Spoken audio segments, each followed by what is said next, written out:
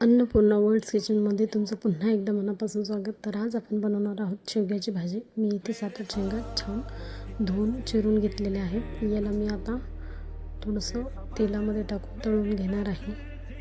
पाणी घालून शिजवायची गरज नाही, शेंगा लागलीच शिजून जातात.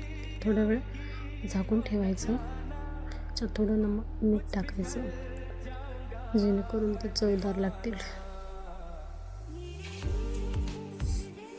मी याला आता झाकून ठेवते आणि 5 मिनिटासाठी आपण याला वाफवून घेऊया.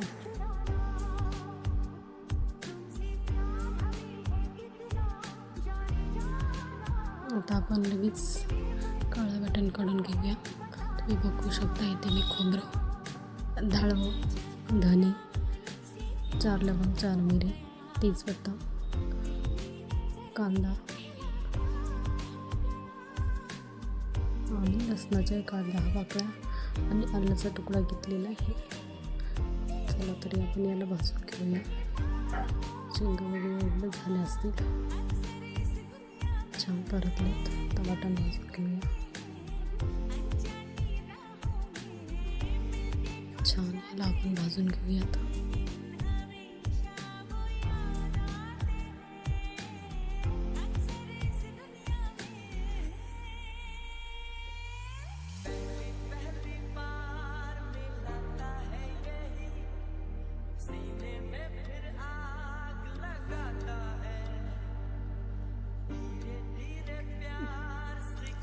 बघू शकता थोडं तपकिरी रंग होईपर्यंत आपण याला भाजून घेऊयात.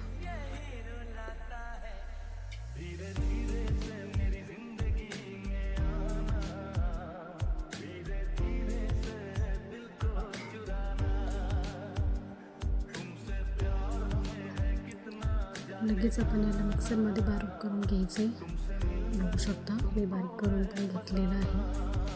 चला तर आता याची फोडणी टाकून देऊया. इथे मी तेल गरम करायला ठेवलेलं होतं. याच्यामध्ये थोडे जिरे घालायचे, चम्मचभर. त्यानंतर अद्रक लसणाची पेस्ट घातलेली आहे मी. त्यानंतर थोडीशी कोथिंबीर, लाल तिखट आवडीनुसार, वाटून टाकलेले छान परतून घ्यायचं. पाणी टाकून त्याला थोडं छान शिजून घ्यायचं. त्यानंतर आपण यामध्ये शेंगा ॲड करूयात.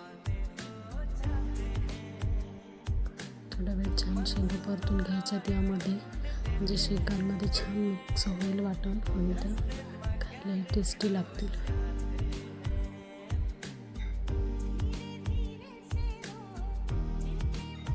आता यामध्ये मी गरजेनुसार पाणी ॲड करते. तुम्हाला जेवढं बनवायचं आहे 2-3 प्लेट भाजी सहज बनते एवढ्या वाटणामध्ये. चवीनुसार मीठ घालायचं यामध्ये.